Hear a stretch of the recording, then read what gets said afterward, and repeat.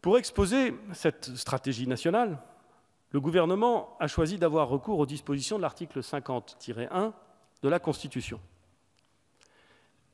Rien dans la Constitution n'imposait au gouvernement de présenter à l'Assemblée nationale la stratégie que je viens d'exposer. On peut le déplorer, on devrait d'ailleurs, se dire qu'il faudra demain peut-être corriger ce défaut, mais nos institutions sont ainsi faites. Il aurait été, pour le gouvernement, possible de procéder à cette présentation au cours d'un journal télévisé, au cours d'une conférence de presse. Et reconnaissons que cela s'est déjà fait de très nombreuses fois et sous tous les gouvernements de la Ve République. Nous avons choisi de réserver à l'Assemblée nationale ces annonces. Et au-delà de ces annonces, la capacité...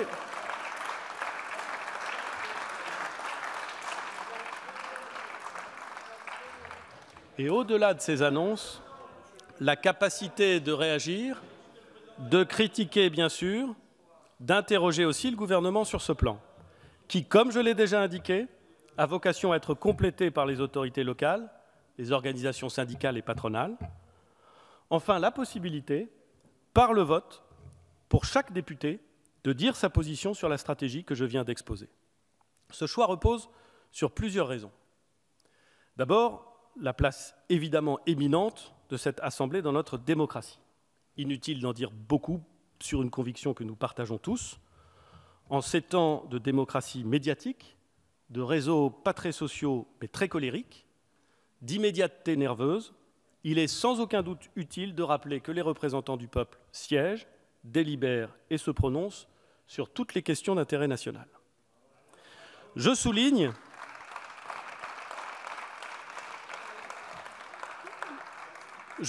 et, ce faisant, je considère évidemment qu'il n'y a là que l'expression d'un devoir et en aucune façon celui d'une faveur, que le gouvernement que j'ai l'honneur de diriger a systématiquement et évidemment répondu présent à toutes les demandes de députés, de leurs commissions, sur la crise que nous connaissons. La mission d'information, les commissions permanentes, les questions au gouvernement, pendant le confinement, tout cela a continué et c'est tant mieux car le gouvernement en avait besoin. Comme nous nous y sommes engagés, nous communiquons toutes les semaines à l'Assemblée et au Sénat l'ensemble des décisions qui sont prises dans le cadre de l'état d'urgence sanitaire, y compris celles qui ne relèvent en rien du domaine législatif. Face aux décisions que nous avions à prendre et que nous aurons encore à prendre, le contrôle du Parlement n'est pas un poids, c'est une chance. Dire ici ce que je viens de dire plutôt qu'ailleurs répond à la volonté du gouvernement de montrer qu'en dépit de l'état d'urgence sanitaire, en dépit des difficultés évidentes à exercer ses mandats dans une période de confinement, la démocratie parlementaire reste vivante, exigeante, parfois bruyante, mais indispensable toujours.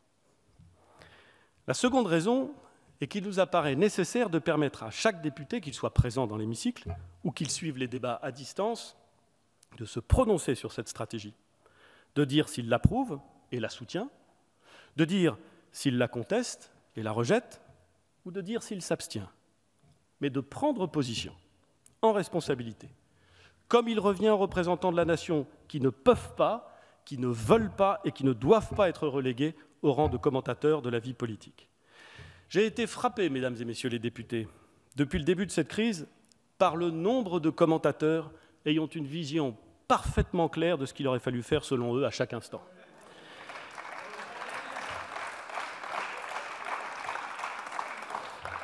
La modernité les a souvent fait passer du café du commerce à certains plateaux de télévision. Les courbes d'audience y gagnent ce que la convivialité des bistrots y perd. Mais je ne crois pas que cela grandisse le débat public. Non, les députés ne commentent pas. Ils votent. Et ce faisant, ils prennent des positions politiques. C'est votre honneur, c'est votre mission, et c'est ce que je vous invite à faire après le débat qui suivra cette déclaration. Mesdames et messieurs les députés, la France est dans un de ces moments où ceux qui l'aiment et la servent doivent être à la hauteur. Nous devons protéger les Français sans immobiliser la France au point qu'elle s'effondrerait.